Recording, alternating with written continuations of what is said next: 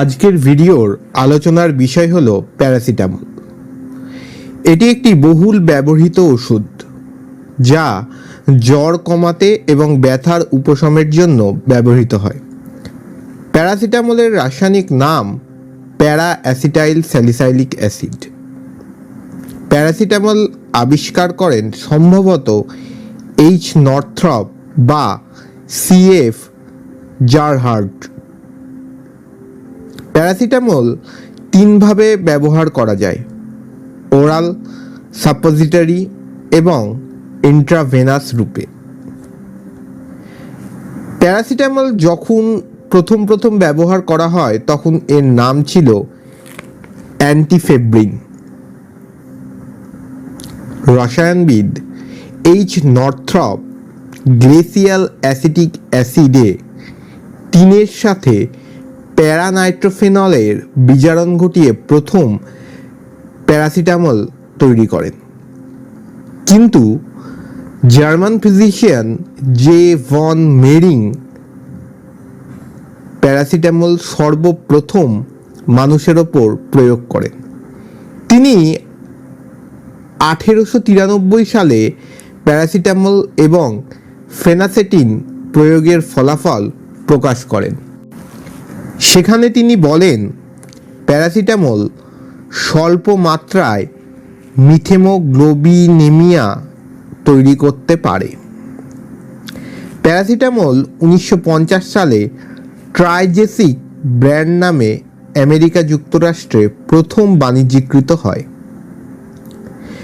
Paracetamol দুটি মেকানিজমে কাজ করে: সাইক্লোঅক্সিজেনেজের ইনহিবিশন ঘটিয়ে এবং অ্যারাকিডোনোইল ফেনল অ্যামিনের মেটাবলিক হিসাবে ক্রিয়া করে। প্যারাসিটামল COX-1 বা COX-1 এবং COX-2 বা COX-2 উৎসেচকের সক্রিয় অংশকে বিজারিত করার মাধ্যমে প্রস্টাগ্ল্যান্ডিনকে বাধা দেয়।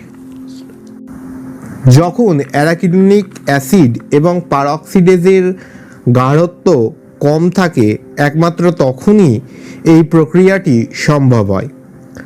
যখন দেহে ব্যথা থাকে তখন পারঅক্সিডেজের পরিমাণ খুবই বেশি থাকে। এই সময় প্যারাসিটামলের বিজারণ ক্ষমতাকে পারঅক্সিডেজ কিছুটা কাউন্টার করে। এবার আসা যাক প্যারাসিটামলের দ্বিতীয় মেকানিজমের কথায়। এই মেকানিজমের একটি গুরুত্বপূর্ণ মেটাবোলাইট বা বিপাকজাত পদার্থ হল AM404। AM404 হল N-অ্যারাকিডোনোইল ফেনোলোমিন। এটি প্যারাসিটামলের একটি গুরুত্বপূর্ণ মেটাবোলাইট।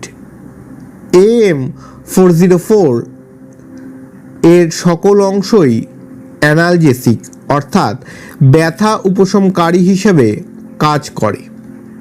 এছাড়াও AM404 অ্যান্টি কনভালসেন্ট অর্থাৎ অ্যান্টি সিজিওর হিসেবে কাজ করতে পারে।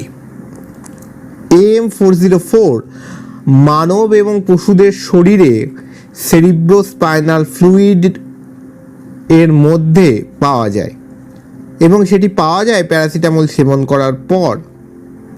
AM404 মানুষ এবং পশুদের মস্তিষ্কে অন্য একটি মেটাবোলাইট 4-অ্যামিনোফেনলের আকারে তৈরি হয়। 2025 সালে মাটুফ এবং তার সহযোগীগণ বলেন, AM404 প্রান্তীয় সংবেদনশীল স্নায়ু কর্তৃক তৈরি হতে পারে। প্যারাসিটামল খাওয়ার পর তা আমাদের পৌষ্টিকতন্ত্রে প্রবেশ করে এবং পৌষ্টিকতন্ত্রের ক্ষুদ্রান্তে প্রবেশ করলে সেখানে প্যারাসিটামলের শোষণ ঘটে। যদিও পাকস্থলী কর্তৃকও প্যারাসিটামলের শোষণ ঘটে, কিন্তু তা খুবই নগণ্য। প্যারাসিটামলের প্লাজমা টার্মিনাল এলিমিনেশনের হাফ লাইফ বা অর্ধ জীবনকাল হল 1.9 ঘন্টা থেকে 2.5 ঘন্টা। প্যারাসিটামলের প্রোটিনের সাথে সংযুক্ত হওয়ার প্রবণতা বা প্রোটিন বাইন্ডিং প্রবাবিলিটি অনেকটাই কম। একমাত্র ওভারডোজ হলেই প্যারাসিটামল প্রোটিনের সাথে ভালোভাবে সংযুক্ত হতে পারে। প্যারাসিটামল খাওয়ার পর সিরামে প্যারাসিটামলের গাঢ়ত্ব প্রায় 30 মাইক্রোগ্রাম প্রতি মিলিলিটার হতে পারে এবং 4 ঘন্টা পর এই গাঢ়ত্বের পরিমাণ কমে আসে এবং তা হতে পারে 10 মাইক্রোগ্রাম প্রতি মিলিলিটার। প্যারাসিটামলের বিপাক মূলত সম্পন্ন হয় যকৃতে। এই বিপাক সম্পন্ন হয় মূলত দুটি পদ্ধতির মাধ্যমে। একটি হলো গ্লুকুরোনিডেশন এবং দ্বিতীয়টি হলো সালফেশন। বিপাকের ফলে উৎপন্ন পদার্থ মূত্রের মাধ্যমে দেহের বাইরে বেরিয়ে আসে। যকৃতে প্যারাসিটামলের যা বিপাক ঘটে তার 50% থেকে 70% ঘটে গ্লুকুরোনিডেশনের মাধ্যমে। বাকি 25% থেকে 35% বিপাক ঘটে সালফেশনের মাধ্যমে। গ্লুকুরোনিডেশন মূলত ঘটে UGT1A1 এবং UGT1A6 এর মাধ্যমে। সালফেশনে সাহায্য করে মূলত SULT1A1, SULT1A3, SULT1E1। এই দুটি পদ্ধতিতে বিপাক হওয়া ছাড়াও প্যারাসিটামলের একটি অপ্রধান বিপাক প্রক্রিয়া আছে। এই অপ্রধান বিপাকীয় প্রক্রিয়াতে CYP2E1 জিনের উপস্থিতিতে সাইটোক্রোম P450 উৎসেচকের সহায়তায় প্যারাসিটামল জারিত হয় এবং একটি বিপাকজাত পদার্থ বা মেটাবোলাইট তৈরি করে। এই মেটাবোলাইটের নাম হলো NAPQI বা ন্যাপকুই বা N-অ্যাসিটাইল প্যারাবেনজোকুইনন ইমিন। এই ন্যাপকুই যকৃতের জন্য খুবই বিষাক্ত। সাধারণ অবস্থায় অর্থাৎ যখন সঠিক পরিমাণে প্যারাসিটামল খাওয়া হয় সেই অবস্থায় ন্যাপকুই খুব সহজেই নির্বিষ্কৃত হয়। মূলত গ্লুটাথিয়ন সংযুক্ত হয়ে নির্বিষ্করণ প্রক্রিয়াটি সম্পন্ন করে। গ্লুটাথিয়ন 3টি অ্যামাইনো অ্যাসিডের সংযুক্তির মাধ্যমে তৈরি হয়। এই 3টি অ্যামাইনো অ্যাসিড হলো গ্লুটামেট, সিস্টিন ও গ্লাইসিন। প্যারাসিটামলের আরেকটি অপ্রধান বিপাকীয় পদ্ধতি হলো প্যারাসিটামল ডিঅ্যাসিটাইলেশনের মাধ্যমে প্যারা অ্যামিনোফেনল তৈরি করে, যা মস্তিষ্কে ফ্যাটি অ্যাসিড অ্যামাইড হাইড্রোলেজ কর্তৃক AM404 তৈরি করে। প্যারাসিটামলের ক্ষেত্রে এটা সন্দেহ করা হয় যে সাইটোক্রোম ইনডিউসার প্যারাসিটামলের বিপাকের ফলে তৈরি ন্যাপকুই তৈরিকে বাড়িয়ে দিতে সাহায্য করে, যদিও এটি সম্পূর্ণই সন্দেহ সাপেক্ষ।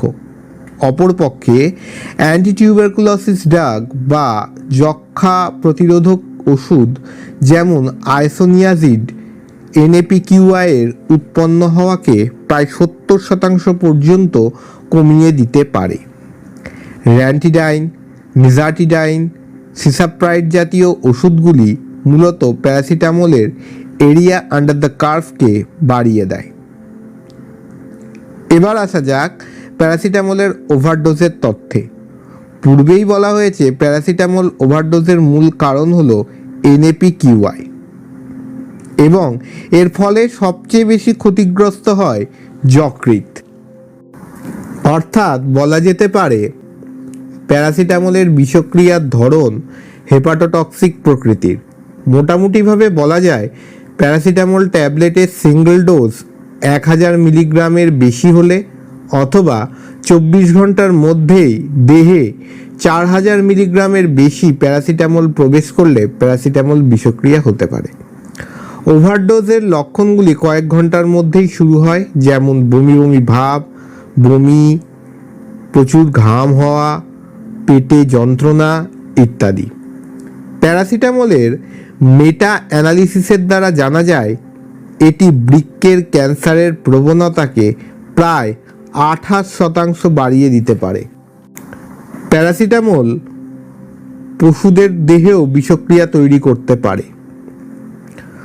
কতগুলো উদাহরণ নেওয়া যাক।